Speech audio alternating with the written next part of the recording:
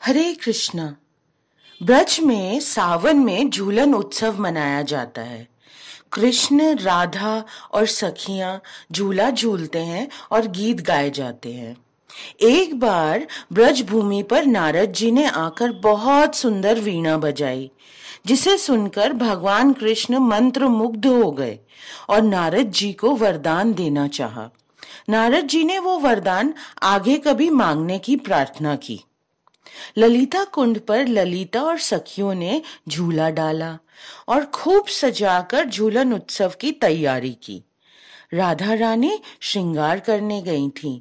कृष्ण तैयार थे, परंतु उत्सव तो राधा रानी के बिना आरंभ ही नहीं हो सकता था।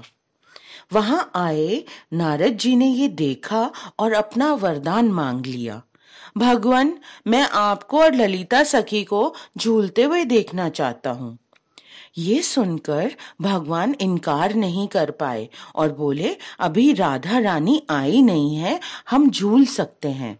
ललिता हिचकिचाई, परंतु कृष्ण ने उनका हाथ पकड़कर खींचकर झूले पर बिठा लिया।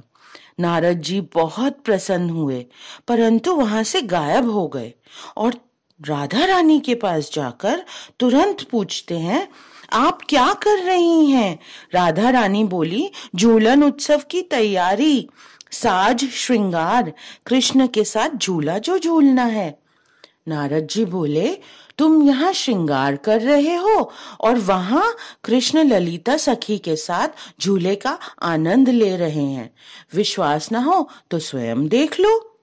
राधा रानी का विलंब देखकर कृष्ण को शंका हुई और नारद जी भी गायब थे।